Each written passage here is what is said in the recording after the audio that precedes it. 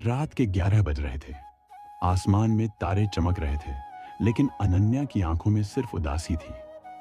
वो हर रात की तरह खिड़की के पास बैठी थी, हाथ में मोबाइल लिए। उसने धीमे से वही पुराना मैसेज लिखा, good night, hope you are okay, और भेज दिया एक ऐसे नंबर पर जो 2 साल से बिना जवाब के शांत पड़ा था। यह नंबर उसके बॉयफ्रेंड आरव का था। आरव एक भयानक सड़क हादसे में कोमा में चला गया था। डॉक्टरों ने कहा था कि उसके लौटने की संभावना बहुत कम है, लेकिन अनन्या ने उम्मीद नहीं छोड़ी। वो रोज रात को एक ही मैसेज भेजती, बिना किसी उम्मीद के, बस एक भावना के साथ। हर रात यही सिलसिला चलता रहा 2 साल तक। लेकिन उस रात कुछ अलग हुआ। जैसे ही अनन्या ने मैसेज भेजा, उसका मोबाइल स्क्रीन चमका।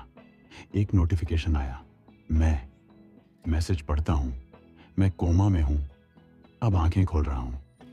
अनन्या की सांसें रुक सी गईं, आंखें फटी की फटी रह गईं। ये वही नंबर था, वही आरव का नंबर। उसके हाथ कांपने लगे। उसने तुरंत टाइप किया, आरव, तुम हो?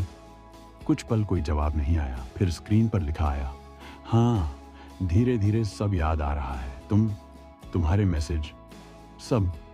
अनन्या के आंसू बह निकले।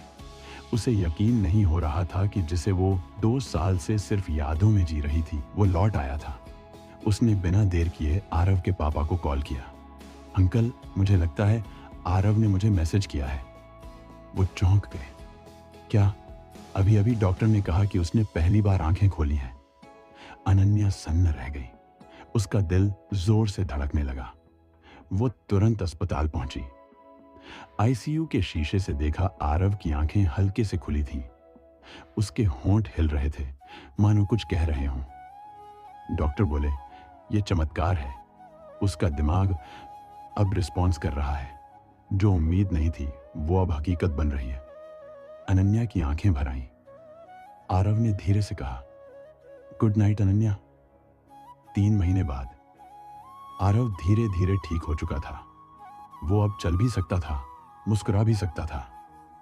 एक शाम पार्क में बैठे हुए आरव ने पूछा, तुमने 2 साल तक हर रात मैसेज भेजना क्यों नहीं छोड़ा? अनन्या हल्की सी मुस्कुराई और बोली, क्योंकि मुझे लगता था तुम कहीं ना कहीं सुन रहे हो। शायद जवाब नहीं दे पा रहे थे, लेकिन महसूस कर रहे थे।